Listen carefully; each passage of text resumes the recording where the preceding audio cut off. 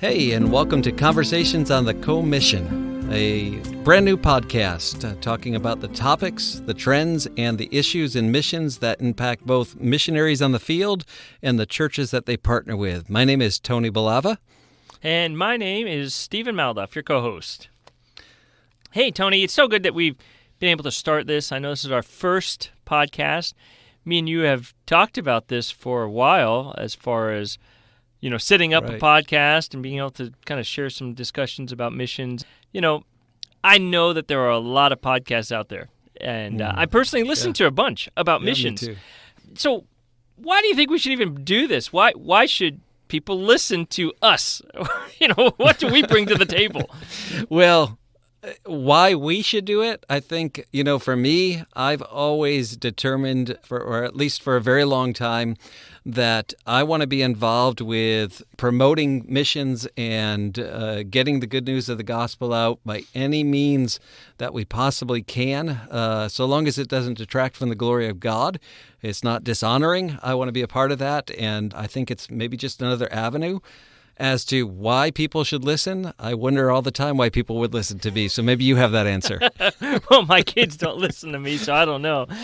One of the things I think that you and I both have is some unique experiences. We've both been missionaries. I've been in prison. You have. I work there. We both have been missionaries, foreign countries. Mm-hmm. You have worked in church work. Right. For many years as a pastor. I have worked in church work as an assistant pastor for a time. Yeah. And now the Lord has brought us into this role as field directors for Baptist International Missions. You're covering what part of the world? So I cover the far north, which is Canada, Greenland, and Alaska. And then you are? I am Southeast Asia and the South Pacific. So I get the wonderful countries like Thailand, India. Too many to mention here. Yeah, overall it's 35 countries 35 I get to countries. cover. So it's quite exciting. And I think with our various experiences, I think that helps us know some of the ins and outs of what pastors are thinking in their local church as far as missions. And maybe we can touch on some of those things going forward in our podcast, trying to help churches tackle some of the issues that they have about building stronger and better mission programs. But then also on the field, me and you both have experienced life on the field, and now obviously we work with missionaries on the field and know some of the highs and lows that they go through while they try to do the work that God's called them. Yeah, I guess for myself, I don't look at myself as knowing. Surely I don't know any more than the average guy out there probably, but maybe God's given me the opportunity to be and walk in some shoes that the average person hasn't, and to be able to say, hey, look at, we were on the foreign field, or yes, I did pastor a church here in the United States, or I was an assistant pastor. I've been involved in ministry now for a good while. We were talking before this and in our prep and all, and discovered that between us, we have more years than we want to admit of experience, but we know it's over 45 years, and hopefully that can be a help to some people. Yeah, definitely. I know definitely there's a lot of good material, and I appreciate that. I appreciate that there's a lot of co-laborers for the cause of Christ out there. What I hope, and I know our heart is that we'll be able to kind of talk about some of the practical things that are happening.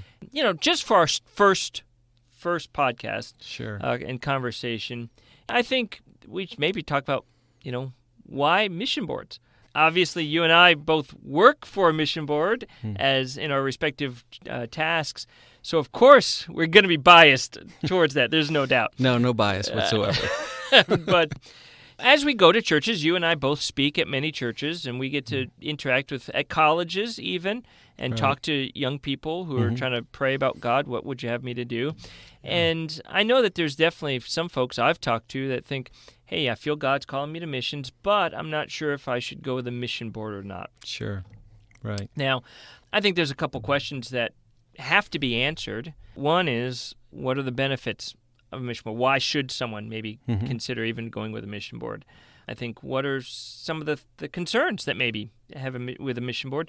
But then I think really one of the ultimate questions that have to be answered is, are mission boards even biblical? Right. You hear people, mission boards are just a parachurch organization. They're not even in the Bible anywhere. I'd have my support raised if I had a nickel for every time somebody gave me that response. Tell me about it. Tell me about it. Hey, why don't we start with that, though? Because I'd like to think we're doing things biblical, but boy, if we're not, I sure want to change. So, are mission boards biblical? Yeah. I like that last statement. If we're not doing it biblical, I don't want to be a part. Our pastor, where we attend church here locally in Chattanooga area, just recently said from the pulpit, if what we were doing wasn't biblical, or I could find out, he said, I would be fleeing this thing and looking for the next thing that was biblical, or the place that was biblical. And I feel that way. I know you do. And so you always get that question. I've been associated with BIMI now since 1998, and probably at least that long, probably longer actually, in Bible college. I always got that question. Well, you're going to go with a board. Is that even biblical? And the argument always seems to be the same. There's no mission board in the Bible. Paul didn't have one. Right. Well, Paul didn't have connect groups or Sunday school, and we don't read that term, and we don't read Trinity or rapture and all those things. But hopefully, as we mature a little bit in the Lord, we learn that just because a thing isn't specifically named, there is a biblical principle behind a thing. There's surely a biblical principle for connect groups, Sunday schools. There's a biblical principle for a lot of the things that we do in our local churches. I think in missions that maybe you couldn't find that thing. I think we would all agree that the Trinity is an absolute biblical doctrine, though we don't read that word. One of the passages that has helped me in trying to answer that from a biblical standpoint, not just, well, that's silly, it's not written there. You've got to have a better answer than that. You've got to have a Bible answer. And I've often gone back to Romans chapter 16, and Paul, who spends really about half of that chapter naming people by name, not naming local churches, but naming people who were kind of the go-between a local church that they were a member of, and also Paul as that church planting missionary. And they helped him in various ways. Some supplied support, some maybe we know brought that support to him. Paul mentions to the Philippians that, hey, there was this fellow from the church that brought me the support that you had sent to me. And so Paul mentions this whole group, this entourage of people that were a support group to him, and again to the local church. And really, if you want to call it parachurch, then that's fine, I guess, however you want to name it. But there was definitely a group of people who were both supporting the local church and the Apostle Paul.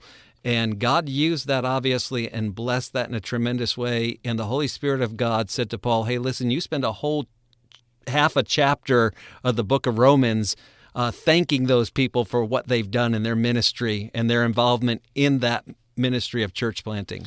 Yeah, absolutely. And I think also Paul gives us another area in which we can kind of pull from to see kind of the idea of someone helping with the transfer of monies to help a project in another location. In the book of 2 Corinthians, in chapter number 8, Paul has been encouraging the church of Corinth to give. They have already made a pledge to give to help the Christians down in Jerusalem that were going through some struggles. And so he talks about collecting of the offering and then having a brother who is going to take that money and distribute it and carry it down to them and distribute. Now, we don't know who that brother is. He's an unnamed man in history. But what we do know about him is that he was someone the church trusted. He was someone Paul trusted. And he was someone that had a reputation of that, hey, he is safe to give our monies to. We trust him that he will get to where it's got to go to benefit those in need. And so I would dare say that there is an example of having that middleman, I guess, for a lack of a better way of saying it, a middleman who can, hey, can you help us out facilitate the transfer of monies for a cause. Right. You make a great point, and Paul actually says about that unnamed brother, he said, whose praise is in the gospel throughout all the churches. So he was somebody who was held in high reputation. He was somebody who was trusted, like you said. That's so important that we can have somebody. Look at most of our people sitting in churches aren't independently wealthy. And when people give to missions, it's represents a sacrifice on their part, and they want to be sure that the funds that they have designated to get to a missionary on the field actually get there. You make a great point. Paul had sent this guy and really gave him a tremendous endorsement by the Holy Spirit. It's important that we have those kind of organizations that can do the same today as well. And I do think that, mission boards do that, but I think that the misconception about a mission board is that maybe that's all they do.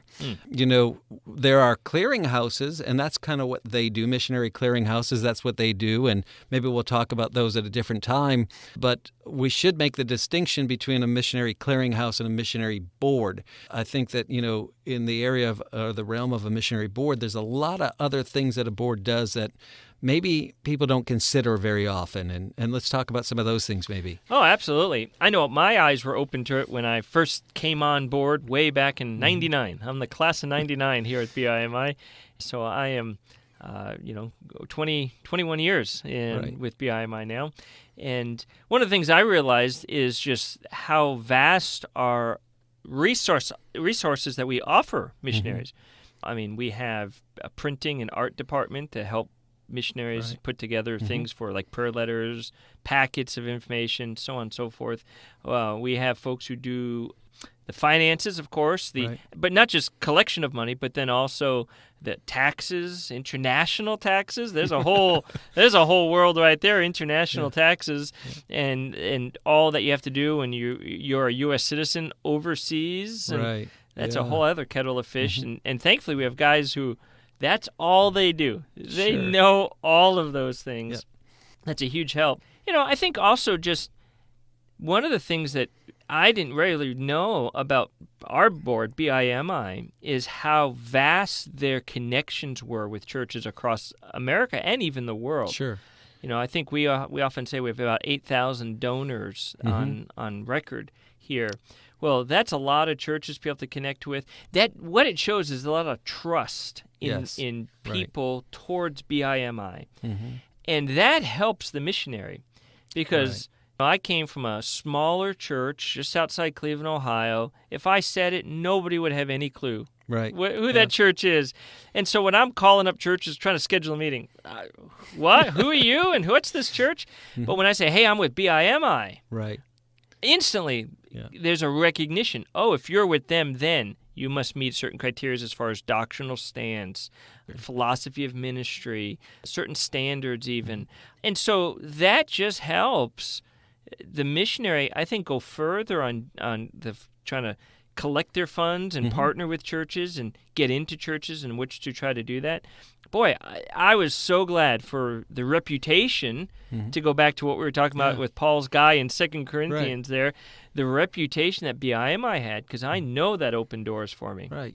My story is almost exactly the same as yours with the church that's kind of unknown. For me, a college that at that time was unknown. I was the first graduating class of my college. So when I made calls cold turkey and asked a pastor, could I come and present the ministry God had called us to? That pastor's taking a step of faith, really. He's allowing you time in his pulpit, and he wants to know who you are and what you stand for. Well, he doesn't know me. He doesn't know my name. He doesn't know my pastor, probably. He doesn't know my school. But when I said BIMI, that represented something. In my years of pastoring here in the States, when a missionary would call me, and they would identify themselves, and I would go through that whole process again, now from the pastor's standpoint. I don't know you. I might know your school, but I know that schools don't put out cookie cutter students. And so, and that's not to say that every mission board or missionary with a mission board is exactly the same either, because they're surely not. But there's just that extra step of the screening process and making sure we're all on the same page.